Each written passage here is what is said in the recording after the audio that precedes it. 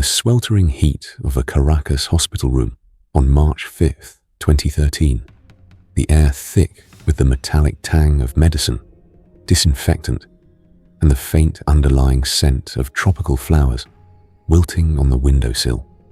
Hugo Chávez, the fiery revolutionary who had ruled Venezuela for 14 long years, slipped away into the night. Cancer had ravaged the once vibrant man who promised 21st century socialism and oil-funded prosperity for all. Tubes snaked across his chest. Monitors beeped their final irregular rhythm, and the room felt heavy with the weight of a nation holding its collective breath. Family members stood in hushed clusters just outside the door, their faces etched with grief and uncertainty. But in those final, fading moments, Chávez did something that would irrevocably change the course of an entire continent. With a weak, trembling gesture of his hand and a barely audible whispered command that only his most trusted aide could hear, he handed the future of Venezuela to his most loyal disciple, a former bus driver turned union firebrand named Nicolás Maduro. The transfer of power was not announced with fanfare or public spectacle. It happened in that dim, antiseptic room where the only witnesses were the dying leader, his chosen successor, and the silent machines that had kept Chávez alive far longer than anyone expected. Maduro, towering at 6'3", with his signature thick moustache and stern gaze, knelt beside the bed, his burly frame casting a long shadow across the white sheets. He felt the full psychological burden of that moment, the expectation, the loyalty, the unspoken promise to carry forward the Bolivarian revolution, no matter the cost. What followed was no ordinary succession. It was the quiet birth of one of the most audacious, alleged criminal enterprises in modern history. A story of raw power, profound betrayal, billions funneled through cocaine pipelines, and a dramatic fall from grace that reads like a Hollywood thriller. Except every bullet fired in the streets, every sealed indictment in a New York courtroom, and every metallic click of handcuffs was painfully, devastatingly real. To understand how a simple bus driver could ascend to the presidential palace and allegedly transform an entire country into a narco-state, we must rewind through Maduro's early life. Born in 1962 in a working-class neighborhood of Caracas, Nicolás Maduro grew up amid the chaos of oil-boom Venezuela, where promises of wealth often dissolved into poverty. He drove city buses by day, navigating the crowded, pothole-riddled streets while organizing labor strikes by night. His voice, deep and commanding, caught the attention of Hugo Chávez during the turbulent 1990s. Chávez, fresh from his own failed coup attempt, saw in Maduro a mirror of his own fiery loyalty and working-class roots. He fast-tracked the tall, mustachioed loyalist through the ranks. National Assembly member in 1999, Foreign Minister in 2006, and finally, Vice President in 2012. When Chávez's health began its irreversible decline, secret trips to Cuba for treatment, rumors of advanced cancer that the regime denied for months, Maduro became the chosen heir apparent. The psychological weight on Maduro was immense. He was no longer just a follower, but the guardian of a revolution that millions believed in, even as the economy teetered on the edge. On March 8, 2013, just days after Chávez's death, Maduro was sworn in as interim president inside the ornate halls of Miraflores Palace. The Venezuelan flag hung heavily behind him, gold chandeliers casting warm light on the polished wood paneling, and a large portrait of Chávez watched over the ceremony like a spectral guardian. Maduro raised his right hand, placed his left on the Constitution, and recited the oath with a solemn determination that masked the storm brewing inside him. Tears were wiped away discreetly as officials applauded, but outside the palace walls, the country was already fracturing. Just weeks later, on April 14, 2013, Maduro faced a special election against opposition leader Enrique Capriles. The results came in razor-thin, 50.6% for Maduro. The margin was so narrow, less than 200,000 votes in a nation of millions, that fraud allegations exploded like wildfire across the streets of Caracas. Protesters clashed with police. Tear gas filled the air, and opposition voices screamed voter intimidation and ballot stuffing. Yet Maduro stood firm on national television, his stern face projected on every screen, declaring himself the legitimate successor to Chávez. The cracks in Venezuela's fragile democracy began to widen into chasms that would soon swallow the nation whole. At first glance, the country seemed stable in those early months. Oil prices remained relatively high, propping up the socialist programs that had lifted millions out of poverty under Chávez. But beneath the surface, the seeds of collapse had already been planted deep in the soil of mismanagement, corruption, and isolation. Hyperinflation would soon spiral to 1,000,000% by 2018, turning everyday transactions into nightmares. A loaf of bread that cost a few bolivars in 2013 ballooned to the price of a luxury car by 2017. Grocery shelves emptied overnight. Mothers stood in lines for hours, only to return home with nothing but a single bag of rice for their starving children. Hospitals ran out of basic medicine. Cancer patients like Chávez once was died without chemotherapy. Children succumbed to preventable diseases, and doctors operated by flashlight when power grids failed. Millions fled the country in what became the largest refugee crisis Latin America had ever seen, trekking dangerous paths through the jungle to Colombia, Brazil, and beyond, leaving behind homes, families, and dreams. Yet while ordinary Venezuelans suffered, Maduro's inner circle, according to later US prosecutors, was quietly building something else entirely. The infamous Cartel of the Suns. This alleged network of high-ranking military officers, government officials, and allegedly Maduro himself, turned Venezuela into a full-fledged narco-state. Colombian cocaine from the FARC and other groups flowed through Venezuelan airstrips and ports, protected by the very military meant to defend the nation. Planes loaded with white powder took off under the cover of night, bound for Central America and ultimately the streets of the United States. Billions in profits were laundered through shell companies, real estate in Miami, and even cryptocurrency wallets.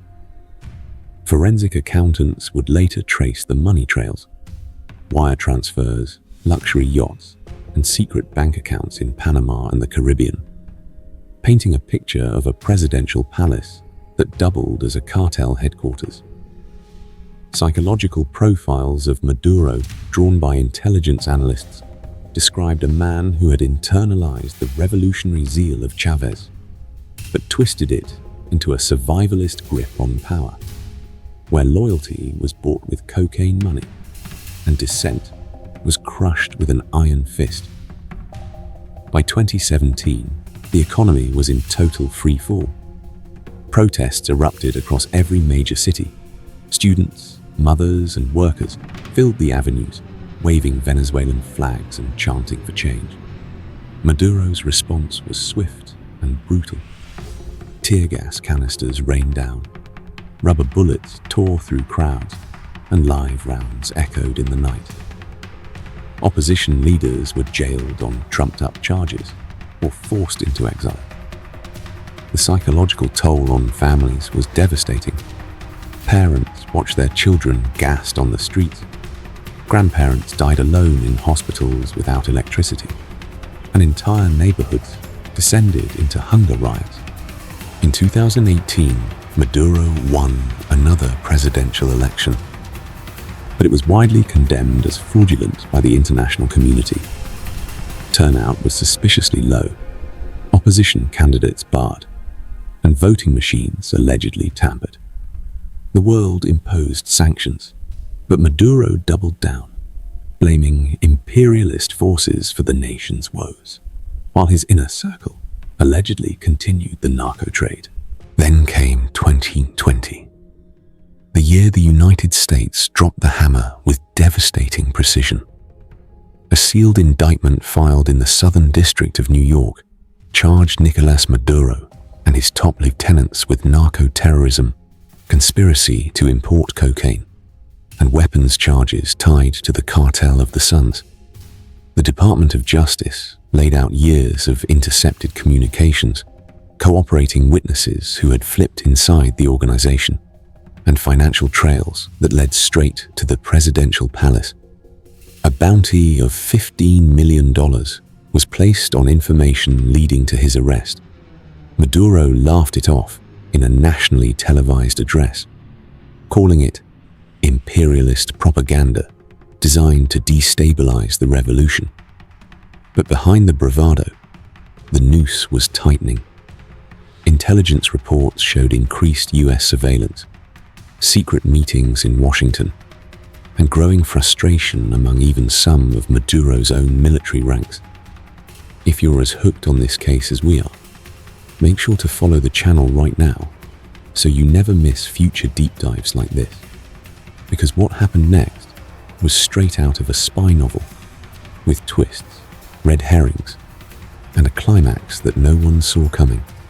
The 2024 presidential election brought yet another disputed chapter.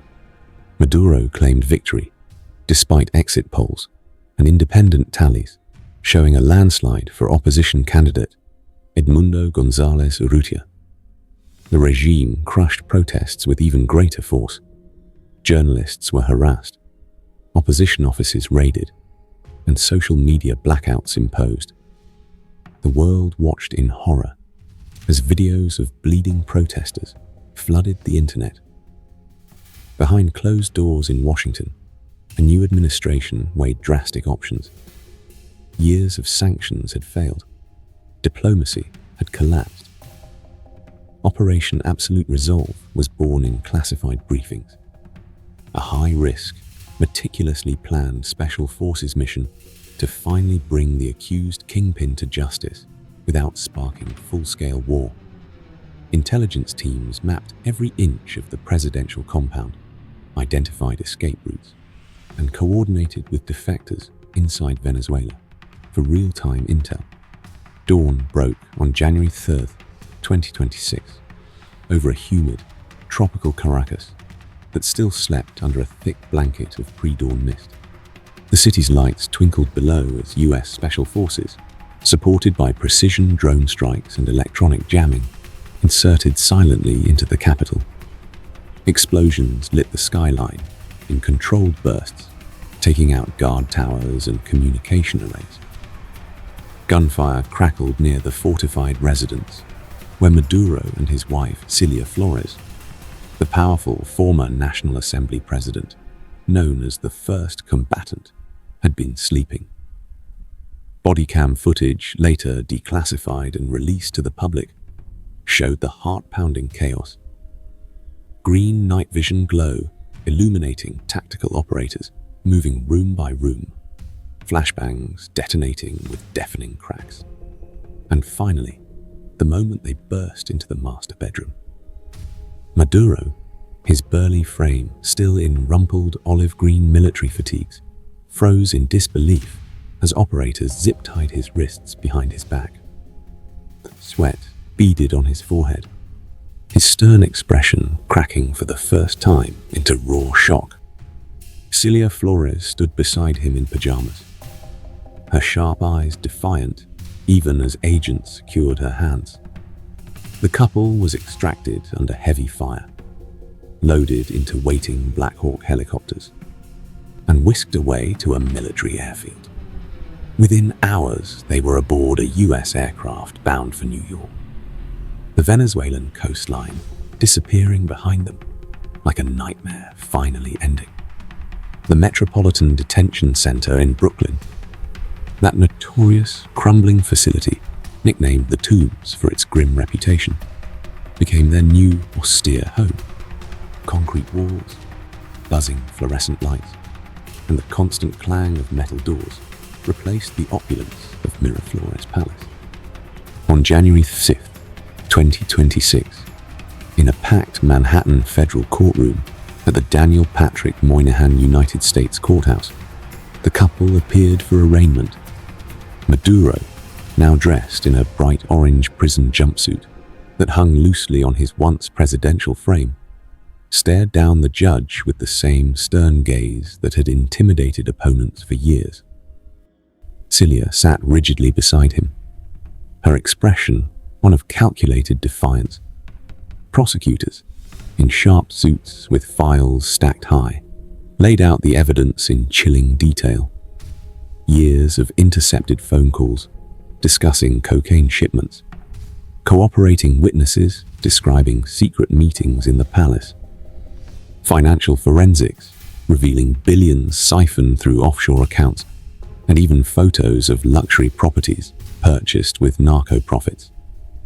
The defense team called it political theater and an illegal abduction of a sitting head of state, arguing sovereignty violations and demanding dismissal.